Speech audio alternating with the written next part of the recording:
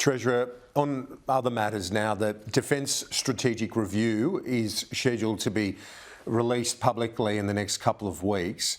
Are we heading to defence as a percentage of our budget and our economy more broadly of well over 2% of GDP now, heading more likely to 3 or 4%, given the huge submarine and AUKUS commitments? Well, already in the budget I handed down in October, I think there was something like a 13% increase in defence spending over the forward estimates. I think from something like $49 billion to $56 or $57 billion in the defence budget, and that is before we factor in the government's coming decision on submarines and the Defence Strategic Review. And so we expect defence spending in the budget to grow very strongly. The numbers will be presented in the May budget if we can, but already we're spending 2% of GDP. Already that's rising substantially. It's one of the fastest growing areas of spending in the budget, along with some of those others we've discussed on other occasions. And so we need to make sure that we can find room for what is this necessary investment in our national security.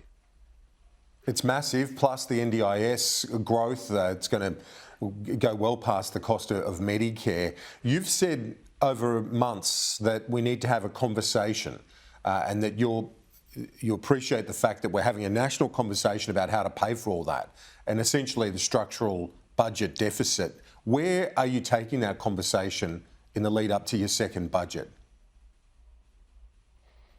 Well, Kieran, that's my way of saying we need to be upfront with people about what we can afford and how we make the investments that we want to make in some of these areas sustainable over time. And one of the things I've been most heartened about in the first 8 months or so of this Albanese Labor government is people's willingness to engage on some of these big questions. And so the national conversation that I want to have about the budget is how do we line up our budget and our economy with our values?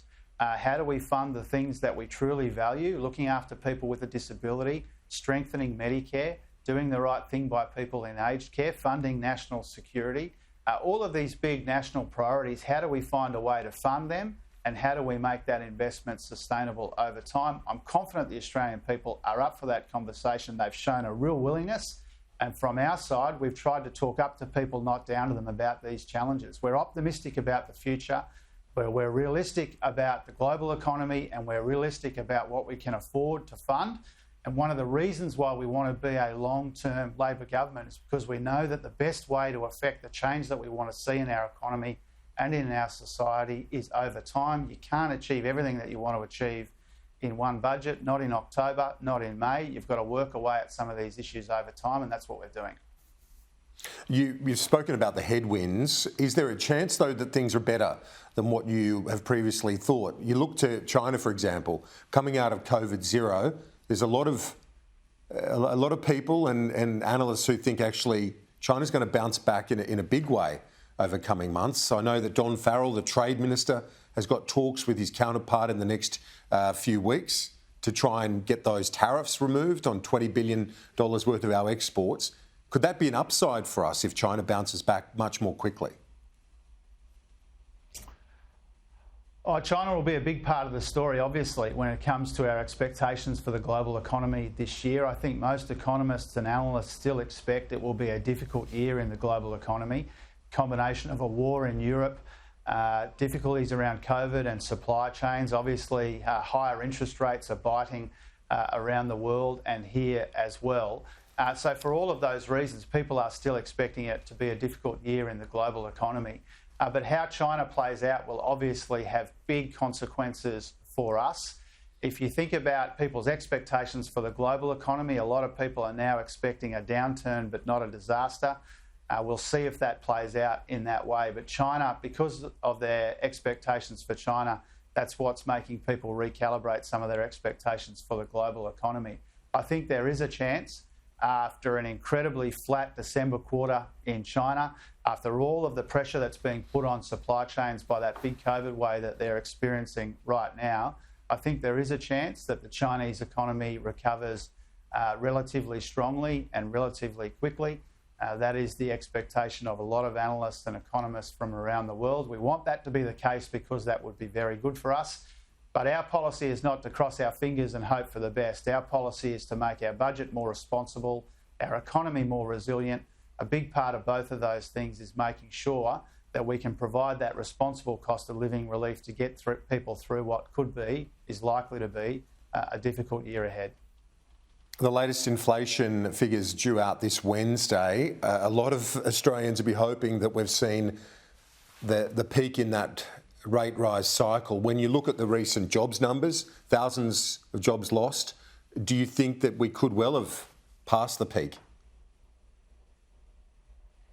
Oh, well, certainly the expectation of the Treasury and the Reserve Bank was that the peak would happen in the December quarter, and we'll get those December quarter figures in the week ahead, and obviously they will be closely watched. We've still got a big inflation challenge in our economy. Even as we get to the other side of the peak, inflation will be higher than we'd like for longer than we'd like. That is just the reality, and people are doing it, I think, especially tough. Energy prices, as we were talking about before, are a big part of the story. But there's been some other welcome developments when it comes for our expectations for inflation. Shipping costs came off a bit quicker than we anticipated. Housing costs similarly, and some of the other indications as well. So we'll see what it says on Wednesday. We obviously want to get to the other side of this peak as soon as possible. We want inflation to moderate as soon as it can. A big part of our focus in our budget and in our economic plan is how we provide responsible cost of living relief and grow the economy without adding to these inflationary pressures, which are putting such pressure on households and families and businesses around the country. A couple of ones before you go. We've got Peter Dutton joining Andrew shortly. Madeline King, your colleague, calling on the resources sector to support the Voice. Mr Dutton says the government needs to provide more detail. Have you dropped the ball on this as you try and mount the case for the Voice to Parliament? Oh, of course not. This is Australia's big chance to move forward together in a spirit of unity and respect, and to give First Nations people a say in the issues that affect their communities. And I think the business community, certainly the resources sector, has an opportunity, and many leaders in those parts of our economy have expressed a very positive view about the Voice, and that's a good thing.